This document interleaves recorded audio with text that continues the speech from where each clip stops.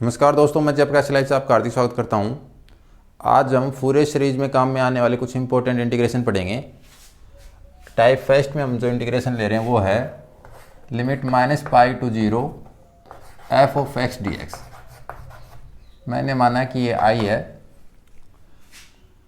अब मैं चाहता हूं कि इसकी लिमिट 0 से पाई में कन्वर्ट हो जाए, तो उसके लिए मैं आपको प्रोसेस करके दिखा रहा हूं, लेकिन क्वेश्चन में हम उसको डायरेक्ट काम में लेंगे। तो सबसे पहले मैंने माना let x equal to minus u, this implies d x equal to minus d. और जब हमने x लिमिट -पाई रखी, तब हमें x बराबर जैसे -पाई रखो तो माइनस माइनस कैंसिल, u की वैल्यू है वो हमें पाई मिल जाएगी। और साथ ही जब x की अपर लिमिट हम 0 रखेंगे, तब u की जो अपर लिमिट है यहाँ पे जैसे x बराबर 0 रखोगे तो -u बराबर 0, जिससे u बराबर भी 0 मिल जाएगा। तो हमारी लिमिट -पाई टू से 0 थी, -पाई टू से 0 थी, वो पाई टू 0 में कन्वर्ट हो जाएगी। तो इसलिए हम कह सकते हैं कि i equal to limit pi to 0 F of minus u minus d u. इसकी अगर मैं लिमिट चेंज करूं, तो अगर किसी भी फंक्शन की लिमिट a से b हो, उसे b टू a लिखते हैं तो माइनस पहले आ जाता है। तो 0 टू पाई माइनस पहले आ गया, f of minus U D you. अगर ये माइनस ही बाहर लाएंगे तो माइनस माइनस प्लस हो जाएगा, तो मुझे मिलेगा 0 से पाई f of minus U D you. यानी मुझे दो बार माइनस साइन मिला, एक बार लिमिट चेंज करने से, एक बार ये माइनस बाहर, दोनों माइनस माइनस प्लस हो गए। इसे दोबारा मैं अगर x में चेंज करना चाहूँ तो मैं लिख सकता हूँ 0 to pi f of minus x D x. तो इस प्रकार इस जो इंटीग्रेशन है इसकी वैल्यू हो गई, हमारा इंटीग्रेशन है -pi to 0 F of x D X. इसकी वैल्यू अगर मुझे लिमिट चाहिए 0 टू पाई में, तो बस जहाँ पे भी फंक्शन है उस फंक्शन में x के स्थान पे -x करना पड़ेगा। तो अगर हम इतना कर लेते हैं तो इसकी वैल्यू डायरेक्ट 0 टू पाई में कन्वर्ट हो जाएगी। तो कुछ इजी इंटीग्रेशन उन्हें तो आप डायरेक्ट भी कर सकते हैं, लेकिन कुछ इंटीग्रेशन ऐसे हैं जिन्हें आप इसमें कन्वर्ट करके सोल्व करते हो तो क्वेश्चन काफ़ी इजीली सोल्व होते हैं। फॉर एग्जांपल मैं एक आपको क्वेश्चन बता रहा हूँ। जैसे हमारे पास है -pi to 0 cos X cos N x D x. तो अगर आपको इसकी लिमिट चेंज करनी है तो इसकी लिमिट चेंज करोगे तो मुझे मिलेगा 0 टू पाई, जहाँ पे भी x है वहाँ -x लिखना पड़ेगा। तो कोस -x और कोस यहाँ पे -x करेंगे तो -nx dx। और हमें पता है कोस माइनस थीटा और कोस थीटा होता है। तो अगले स्टेप में हम इसको सोल्व करके ले सकते हैं 0 to pi cos x cos nx dx। तो इस लिमिट को हमने इजीली 0 टू पाई में कन्वर्ट कर लिया, जो कि अगर हमारे क्वेश्चन का जो दूसरा पार्ट है उसके साथ इसको सोल्व करेंगे तो काफ़ी फ़ायदेमंद रहेगा, हमारी कैलकुलेशन काफ़ी कम हो जाएगी।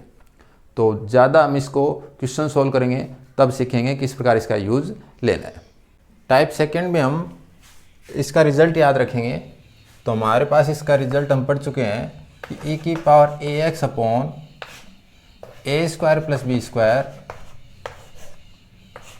a cos b x plus b sine b x limit x1 से x2, ये होगा। अगर इसका इंटीग्रेशन देखें तो इसकी वैल्यू होती है e की power ax upon a square plus b square a sine b x minus b cos b x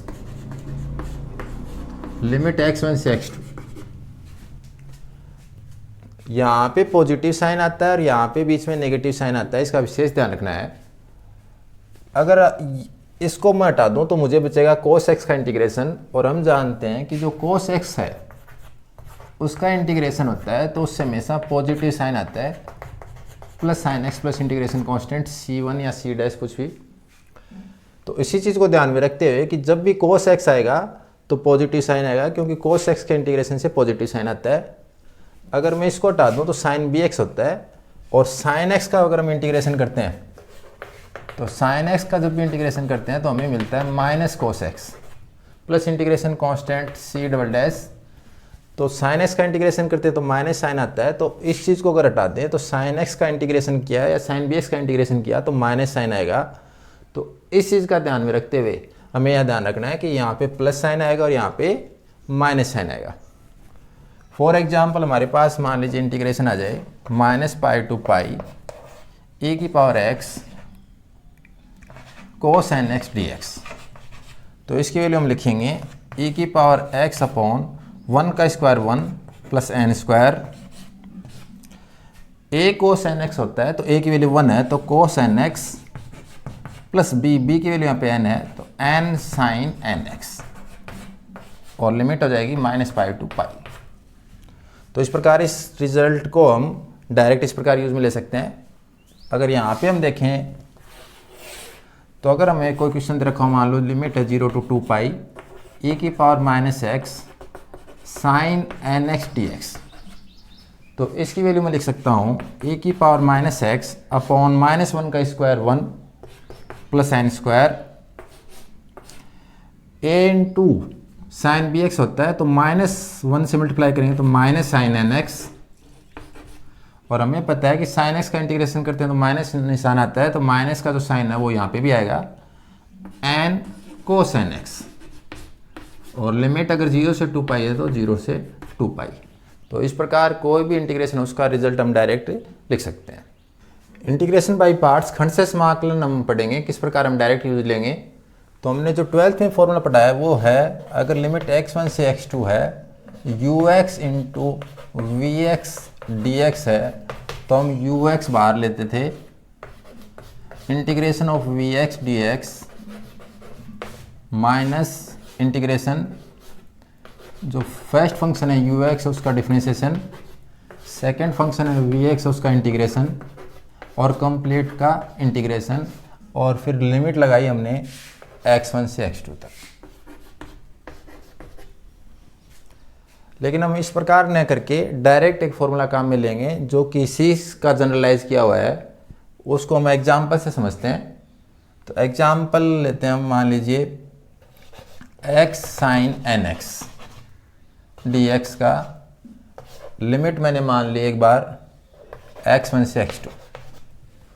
तो इसको सोल्व करेंगे तो फर्स्ट स्टेप तो इसी प्रकार लिखनी है।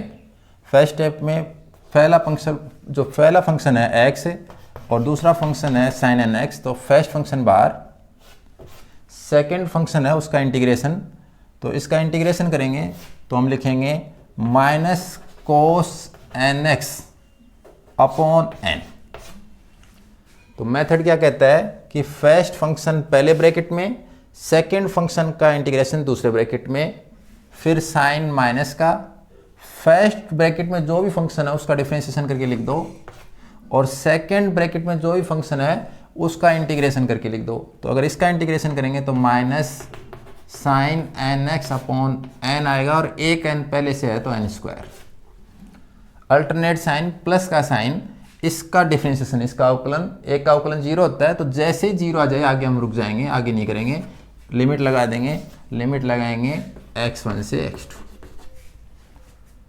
अगर x की पावर ज़्यादा हो, x स्क्वायर हो, तो कैसे करेंगे वो देखिए। अगर x square cos N x D x है मान लीजिए, इसे मुझे सोल्व करना है, limit of integration x1 to x2, तो मुझे पहला फंक्शन है वो पहले ब्रैकेट में, दूसरे फंक्शन का इंटीग्रेशन दूसरे ब्रैकेट में। तो अगर इसका इंटीग्रेशन लिखेंगे तो इसका इंटीग्रेशन होगा sine n x upon n minus alternate sign, पहले ब्रैकेट में जो भी क्वांटिटी है उसका डिफरेंशिएशन 2x, इस ब्रैकेट के अंदर जो भी क्वांटिटी है उसका इंटीग्रेशन, तो इसका इंटीग्रेशन करेंगे तो साइन एन एक्स का हो जाएगा minus cos N x upon n, लेकिन एक एन पहले से है तो एन स्क्वायर। अब अल्टरनेट साइन यहाँ पे माइनस हो तो अगला स्टेप में आएगा वो प्लस साइन आएगा। इस ब्रैकेट के अंदर जो भी क्वांटिटी उसका अवकलन, x का नहीं, जो भी कंप्लीट क्वांटिटी है, 2x है तो 2x, 5x है तो 5x, तो 2x का जो डिफरेंशिएशन होता है, अवकलन होता है 2, इसका समाकलन, इसका इंटीग्रेशन करेंगे तो इसका इंटीग्रेशन करेंगे तो minus sine n x upon n, और एन स्क्वायर पहले से है तो एन क्यूब, इसका डिफ्रेंशिएशन करेंगे अल्टरनेट साइन के साथ, आगे माइनस का निशान आएगा और इसका अवकलन करेंगे तो जीरो आएगा। तो जैसे ही जिस स्टेप में जीरो आए वहाँ रुक जाएंगे, आगे करने की जरूरत नहीं है क्योंकि आगे की सारी स्टेप जीरो जाएंगी। अगर x की पावर 3 हो, 4 हो, कुछ भी हो, उसको हम इस प्रकार सोल्व कर सकते हैं। तो जब कभी भी हमारे पास ट्रिग्नोमेट्री फंक्शन के साथ साइन या कोस के साथ x मिलेगा तो उसे हम इस प्रकार डायरेक्ट फॉर्मूला यूज लेके सोल्व करेंगे।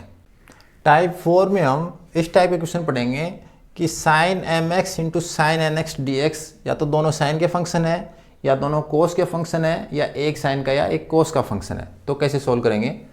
तो पहले मैं एक इंटीग्रेशन सोल्व करके बता रहा हूँ। तो इसमें अगर मैं फॉर्मूला लगाऊँ साइन ए साइन बी का, तो साइन ए साइन बी का फॉर्मूला ये होता है, अगर याद नहीं है तो पहले ये दो फॉर्मूले लिख के इनको सोल्व करने पर हमें प्राप्त कर सकते हैं। और अगर आपको डायरेक्ट याद है तो अच्छी बात है। तो जैसे ही मैं फॉर्मूला लगाऊंगा तो मुझे मिलेगा 1/2 जो मैंने इंटीग्रेशन से बाहर लिख दिया, इंटीग्रेशन x1 से x2 और इसे लिखा cos a माइनस बी, तो cos mx माइनस nx। तो mx माइनस nx है, इससे अगर मैं x कॉमन ले लूँगा तो मुझे मिलेगा m minus n into x. इसी प्रकार आगे माइनस है तो मैंने माइनस लिखा cos mx प्लस nx, तो m plus n into x. मैंने x कॉमन ले लिया दोबारा dx। इसकी वैल्यू आगे और सोल्व करें तो मुझे मिलेगी 1/2 x1 इंटीग्रेशन कर देते हैं तो इसके इंटीग्रेशन हो जाएगा sine m minus n into x upon m minus n minus sine m plus n into x upon m plus n। Integration की जो लिमिट है वो है x1 से x2। अगर इस पे इंटीग्रेशन लिमिट लगाएंगे तो मुझे मिलेगा यहाँ पे 1/2 m माइनस n मैंने कॉमन ले लिया।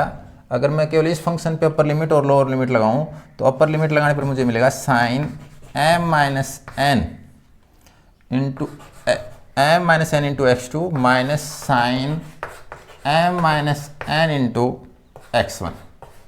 ये मैंने अपर लिमिट लगाई और जैसे लोअर लिमिट लगाएंगे तो मुझे मिलेगा बाहर -1/2 m plus n sine m plus n into x2 minus sine m plus n into x1। ये मैंने लिमिट लगा दी। अब इसकी वैल्यू क्या क्या हो सकती है उस पर हम थोड़ा चर्चा करते हैं। सबसे पहले मैंने जब यहाँ इंटीग्रेशन किया तो मुझे मिला अपॉन में m माइनस n, और अगर m और n दोनों इक्वल हो जाएंगे तो ये वैल्यू 0 हो जाएगी, और अगर ये वैल्यू 0 हो जाएगी तो 0.04 मिल जाएगी। तो इसलिए जब भी कभी इंटीग्रेशन करेंगे तो साथ में कंडीशन आती है कि m is not equal to n। जब भी m और n इक्वल होंगे तो यहाँ पे ये स्क्वायर में बदल जाएगा और स्क्वायर का हम इंटीग्रेशन अलग से ज्ञात करेंगे।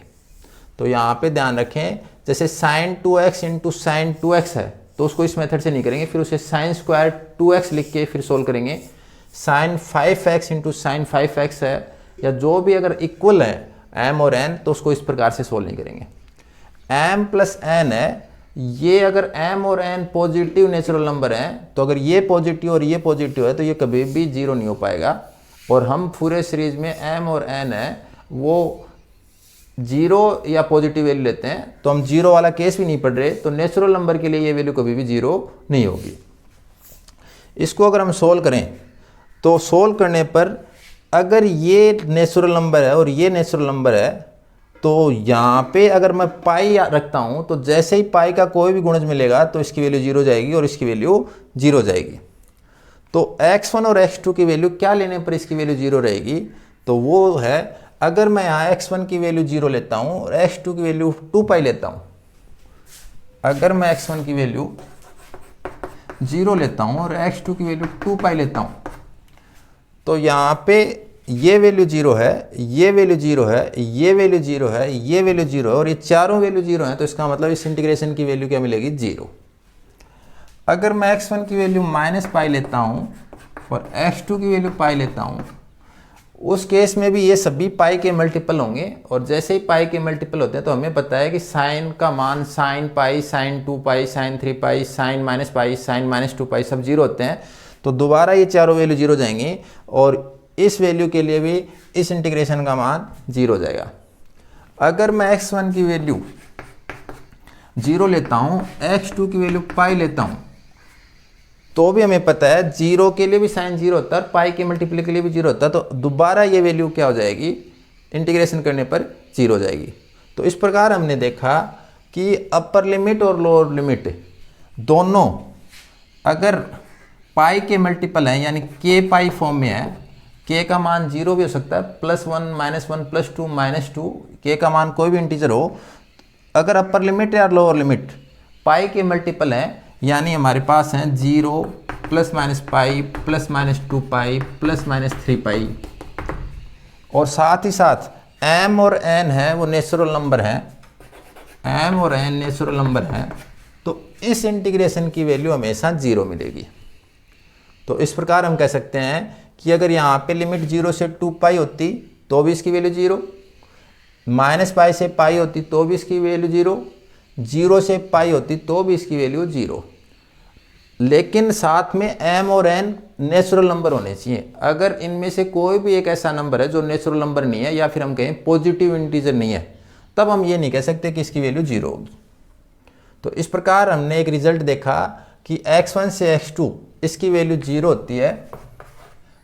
एक तो m और n इक्वल नहीं होने चाहिए, ये हमने कहा m और n इक्वल हो जाएंगे तो ये 0/0 फॉर्म आ जाएगी, और साथ में x1 और x2 हैं वो पाई के मल्टीपल होने चाहिए। तो हमें कह सकते हैं कि x1, x2 हैं वो इक्वल टू हैं k पाई, जहाँ k कोई इंटीजर है, इंटीजर यानी पूर्णांक है, 0 +-1 +-2 वैल्यू ले सकते हैं k की, तो उस स्थिति में ये वैल्यू क्या रहेगी, 0 रहेगी।